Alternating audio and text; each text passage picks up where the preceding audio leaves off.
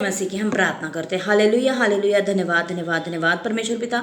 धन्यवाद देते परमेश्वर पिता की रात भर मीठी नींद दी, ये सुबह का समय दिया, आपके चरणों में आने का मौका दिया, आपके नाम को कोटि कोटि धन्यवाद देती परमेश्वर पिता। मैं प्रार्थना करती, दुआ करती, वचन देने से पहले मैं खुद को आपके हाथों में समर्पित करती। जिस मुख से आपका वचन बताने जा रही है उस मुख से कुछ गलत बोला होगा, किसी को कुछ श्राप दिया होगा, किसी का बुरा सोचा होगा अपने मन में, हृदय में, तो परमेश्वर पिता मुझे क्षमा करना। परमेश्वर पिता अपने लहू से धोना, शुद्ध करना, पवित्र करना। उस हर एक श्राप को आप आशीष में बदल देना परमेश्वर। मैंने किसी को अगर श्राप दिया है तो परमेश्वर पिता उस श्राप को आशीष में बदलना परमेश्वर पिता, क्योंकि आपने मुझे चुना है आशीष के वारिस देने के लिए। और होने देना परमेश्वर पिता कि मैं कभी किसी को श्राप ना दे पाऊँ, कभी किसी को गाली ना दे पाऊँ, ऐसा आत्मा हमें देना, मुझे देना परमेश्वर पिता। परमेश्वर पिता आपका वचन दुधारी तलवार है, वो बताने वाला और सुनने वाला दोनों के जीवनों में कार्य करता है। हम दोनों के जीवनों में आपका वचन कार्य करने पाए परमेश्वर पिता। आप हमें चलाना परमेश्वर पिता, हमारे हृदय का खतना करना और उसके ऊपर आपका वचन लिखना, ताकि उस वचन अनुसार चलने फिरने वाले हम बन पाए। ये दुआ मेरे प्यारे प्रभु यीशु मसीह के नाम से मांगती, सुना और कबूल करें, आमीन। जय मसीह की भाई। आज का जो वचन, भाई बहनों, मैं आज जो वचन लेने वाली हूँ वो है फिलिपियों की किताब, उसका 4 अध्याय 4 से 7। प्रभु में सदा आनंदित रहो। मैं फिर कहता हूँ आनंदित रहो। तुम्हारी कोमलता सब मनुष्यों पर प्रकट हो।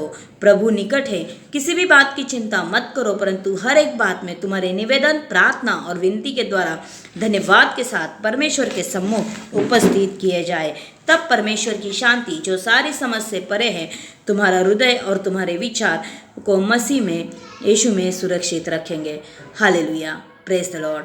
मेरे भाई बहनों, प्रभु कहता है हमसे पौलुस के द्वारा, पौलुस जब जेल में था, वो संकट में था, वो मुश्किल में था, फिर भी वह उसने लोगों को पत्री लिखी, पत्री के द्वारा उन्हें संदेश दिया, प्रभु का वचन सुनाया, और इतने दुख तकलीफ मुसीबत में होने के बाद भी उसने लोगों को बताया कि प्रभु में सदा आनंदित रहो।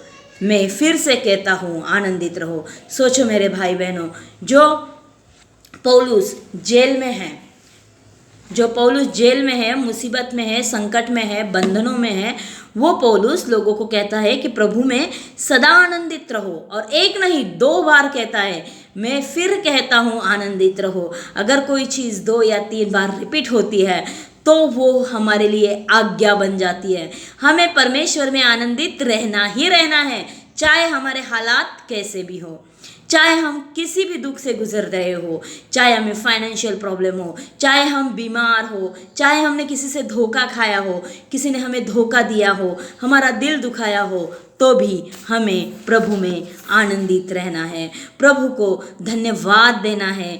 क्योंकि कोई इंसान, अगर कोई जॉब, कोई काम आपके हाथ से चला जाता है तो उसके पीछे परमेश्वर की योजना होती है।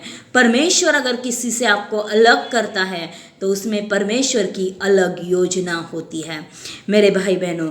और पौलुस जो इतनी मुश्किल में था, संकट में था, फिर भी वो लोगों को कहता है कि प्रभु में सदा आनंदित रहो। मैं फिर से कहता हूँ आनंदित रहो। तुम्हारी कोमलता सब मनुष्यों पर प्रकट हो। प्रभु निकट है।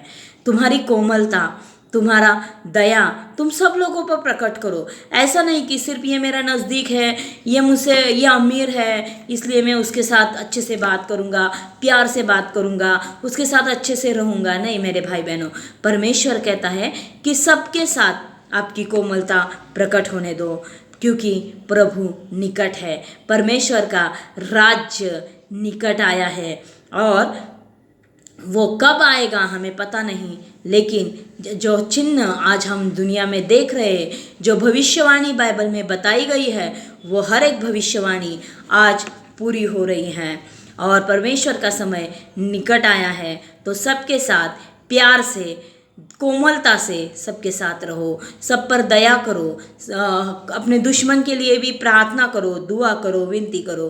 किसी भी बात की चिंता मत करो, परंतु हर एक बात में तुम्हारे निवेदन, प्रार्थना और विनती के द्वारा धन्यवाद के साथ परमेश्वर के सम्मुख उपस्थित किए जाए।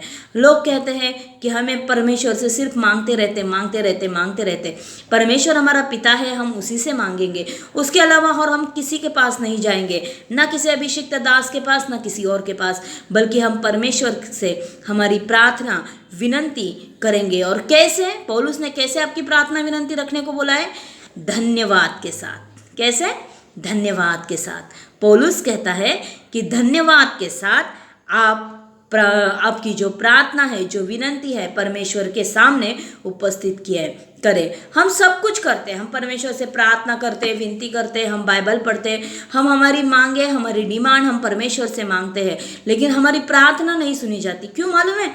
क्योंकि हम परमेश्वर को धन्यवाद देना भूल जाते, हम परमेश्वर को बोलना भूल जाते कि परमेश्वर पिता धन्यवाद, तूने आज का दिन दिखाया। परमेश्वर पिता धन्यवाद, तूने हमारी हर एक ज़रूरत को पूरा किया। परमेश्वर पिता धन्यवाद, तूने हर एक गलत चीज़ों से, हर एक गलत संगति से हमें बचा के रखा। परमेश्वर पिता धन्यवाद, तूने हमें धार्मिकता का, नीतिमत्व का वस्त्र दिया। परमेश्वर पिता धन्यवाद, तूने हमें चुना। हमें हर बात के लिए परमेश्वर को धन्यवाद देते रहना है और धन्यवाद देकर हमें प्रार्थना विनती देनी चाहिए, करनी चाहिए। जैसे योब ने कहा था, उसका सब कुछ लूट गया, सब कुछ चला गया, फिर भी उसने यही कहा, जिसने दिया उसी ने लिया, उसी का था उसी ने लिया। उसने परमेश्वर को धन्यवाद देता रहा आखिर तक। हमें भी वही करना है मेरे भाई बहनों। हमारे जीवन में चाहे हमें कोई नौकरी मिले या ना मिले, हमें चंगाई मिले या ना मिले, हमें हो सकता है लड़के लड़की है, युवा लड़के लड़की है जिनकी शादी नहीं हुई, शायद वो किसी से प्यार करते होंगे और वो लड़का या वो लड़की उसे धोखा दिया होगा, वो उसे नहीं मिले होंगे, तो भी हमें परमेश्वर को धन्यवाद देना चाहिए। क्योंकि अगर हमें शादी होने के बाद धोखा मिल जाए तो हम ज़्यादा टूट जाएंगे। इससे पहले वो पर्सन हमारे जीवन में से चला गया, इसलिए हमें परमेश्वर को धन्यवाद देना चाहिए। हमें हर एक बात के लिए परमेश्वर को धन्यवाद देना चाहिए और हमारी हर प्रार्थना, हर विनंती हमें धन्यवाद के साथ उपस्थित करना है। मैं परमेश्वर को हर बात में धन्यवाद देती, मैं परमेश्वर को धन्यवाद देती कि जो ब्लेसिंग, जो भविष्यवाणी मेरे लिए की गई थी वो आज तक पूरी नहीं हुई, क्योंकि परमेश्वर का दिन फिक्स है और वो नज़दीक है। मुझे पता है परमेश्वर वो नज़दीक पूरा करने वाला है, वो कार्य पूरा होने के लिए आया है। इसलिए मैं परमेश्वर के नाम को धन्यवाद देती कि उसने आज तक नहीं किया, पर मुझे भरोसा है कि वो करेगा, वो जल्द करेगा और वो कर रहा है, वो प्रोसेस शुरू है। इस बात के लिए हमें परमेश्वर को धन्यवाद देता रहना चाहिए। हर बात के लिए हमें परमेश्वर को धन्यवाद देना चाहिए। तब परमेश्वर की शांति जो सारी समझ से परे है, तुम्हारे हृदय और तुम्हारे विचारों को मसीह यीशु में सुरक्षित करेंगे। यीशु मसीह ने खुद कहा है कि मैं तुम्हें शांति दूंगा, और जगत जैसा शांति देती है वैसी शांति नहीं, बल्कि मैं मेरी शांति तुम्हें दूंगा।